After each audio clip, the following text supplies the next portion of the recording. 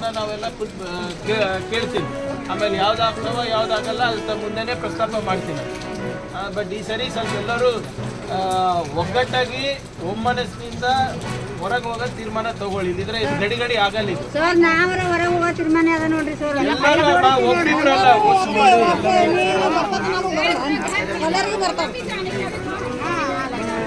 ಮೇಲ್ಗಡೆದವ್ರಿಗೆ ಹೋಗಲ್ಲ ಅಲ್ಲಿ ತನಕ ರಾಜೇಶ್ ರಾಜೇಶ್ ಸರ್ ಅವ್ರು ಬರಂದ್ರಿ ಸರ್. ನಾವು ಮೇಲ್ಗಡೆ ಬರಂದ್ರಿ ನಾವು ಹೋಗ್ತೀವಿ ಸರ್. ಅಲ್ಲಿ ತನಕ ನೀರು ಜಾಸ್ತಿ ಹೋಗಲ್ಲ. ನಿಮ್ಮ ಮನೆಗೆ ಬರ್ಲತ್ತಾವಲ್ಲ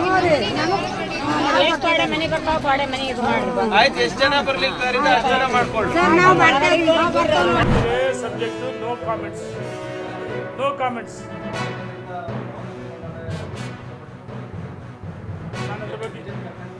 ನಾನು ಅದ್ರ ಬಗ್ಗೆ ಮಾತಾಡೋದು. ರಾಷ್ಟ್ರೀಯ ನಾಯಕರಾದ್ರೆ ರಾಜ್ಯದ ಅಧ್ಯಕ್ಷರಾದ್ರೆ ಈಗ ಆಗಲಿ ಬಿಡು. ನಾನು ಯಾರು ಬೇಡ ಅಂತ ಈಗ ನೋಡಿ, ನಾನು ಎಲ್ಲ ಕಡೆ ಓಡಾಟ ಮಾಡ್ತೀನಿ, ನನ್ನನ್ನು ಎಲ್ಲ ಕಡೆ ಕಟ್ತಾರೆ ಆಯಿತಾ. ಈಗ ನಾನು ಒಂದೇ ಮಾತು ಹೇಳೋದು, ಸ್ವಯಂ ಘೋಷಿತ ನಾಯಕರಾಗಬಾರ್ದು, ಜನ ಮೆಚ್ಚಿದ ನಾಯಕರಾಗಬೇಕು. ಯಾರೇ ಇರ್ಬೋದು, ಯಾರೂ ಸ್ವಯಂ ಘೋಷಿತ ನಾಯಕರಾಗಬಾರ್ದು, ಜನ ಮೆಚ್ಚಿದ ನಾಯಕರಾಗಬೇಕು. ಒಂದು ನಿಮಿಷ, ಸ್ವಯಂ ಘೋಷಿತ ನಾಯಕ ಆಗಬೇಕು, ಜನ ಮೆಚ್ಚಿದ ನಾಯಕರಾಗಬೇಕು, ಜನರಿಗೆ ಪ್ರೀತಿಗೆ ಪಾತ್ರರಾಗಬೇಕು. ಇಲ್ಲಿ ಒಂದು ಪಾರ್ಟಿ ಅಂತಿದೆ BJP. ಹೇಗೆ ನಾವು ಉಚ್ಚಬಟ್ಟೆ ಮಾತಾಡೋಕ್ಕಾಗಲ್ಲ. ಈಗ ಅವರು ಪಕ್ಷದ ಹೊರಗಡೆ ಇದ್ದರೆ ಸರ್ವ ಸ್ವತಂತ್ರ ಏನು ಬೇಕಂತ ಮಾತಾಡ್ತಾರೆ. ನನಗೇನು ಯಾರನ್ನ ಹೆಸರು ಹೇಳಲ್ಲ, ಟೀಕೆನ ಮಾಡಲ್ಲ. ಯಾರನ್ನು ಟೀಕೆ ಮಾಡ್ಬೇಕಂತ ನಾನೇನಿಲ್ಲ. ಯಾರೇ ಆಗಲಿ ಸ್ವಯಂ ಘೋಷಿತ ನಾಯಕರಾಗಬಾರ್ದು. ನಾವು ಹಿಡಿದು ಜನ ಮೆಚ್ಚಿದ ನಾಯಕರು ಜನ ಮಾನಸದಲ್ಲಿ ಉಳಿಬೇಕು. ಆ ರೀತಿ ನಾನು ಯಾರ ಬಗ್ಗೆ ಕಾಂಟ್ರವರ್ಸಿ ಸ್ಟೇಟ್ಮೆಂಟ್ ಅಲ್ಲ. ಮತ್ತೆ ರೇಣುಕಾಚಾರ್ಯ ಹಂಗಂದ್ರು ಹಿಂಗಂದ್ರು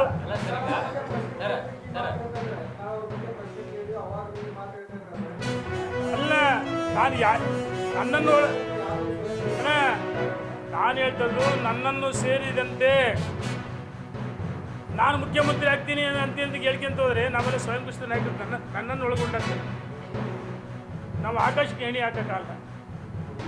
ನಮಗೆ ಒಂದು ಮಿತಿ ಇದೆ, ಲಿಮಿಟ್ ಇದೆ. ಏನು, ನಾನು ಪಕ್ಷದ ಒಬ್ಬ ಶಿಸ್ತಿನ ಸಿಪಾಯಿ ಕಾರ್ಯಕರ್ತ ಅಷ್ಟೇ. ನನಗೇನು ಗೊತ್ತಣ,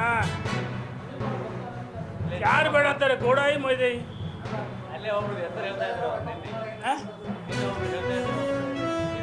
ಅಣ್ಣ, ಗೋಡಾಯಿ ಮೊಯ್ದೈ.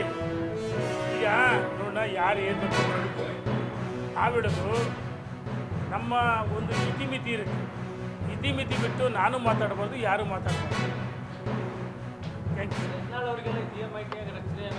ಆಶ್ರಯ ಕೊಡೋದು ಮತ್ತು ಅವ್ರ ಬಗ್ಗೆ ಒಳ್ಳೆ ಮಾತು ಪಕ್ಷ ನೋಡ. ಈಗ ಪಕ್ಷ, ಸಂಘಟನೆ, ನಾಯಕರು ಎಲ್ಲವನ್ನೂ ಗಮನಿಸ್ತಾರೆ, ಪ್ರತಿಯೊಂದು ಗಮನಿಸ್ತಾರೆ. ಕಾಲ ಬಂದಾಗ ಪಕ್ಷ ರಾಷ್ಟ್ರೀಯ ನಾಯಕರು, ರಾಜ್ಯದ ಅಧ್ಯಕ್ಷರು ನಿರ್ಣಯ ಮಾಡ್ತಾರೆ. ಯಾರನ್ನೇ ಆಗಲಿ ನಿರ್ಣಯ ಮಾಡ್ತಾರೆ. ಅದನ್ನು ಪ್ರಶ್ನೆ ಮಾಡೋ ಅಧಿಕಾರ ನನಗೂ ಇಲ್ಲ. ಪಕ್ಷ ತೀರ್ಮಾನ ಯಾವ ಸಂದರ್ಭದಲ್ಲಿ ಏನೇನು ತಗೋಬೇಕು ತೀರ್ಮಾನ ಮಾಡ್ತಾರೆ.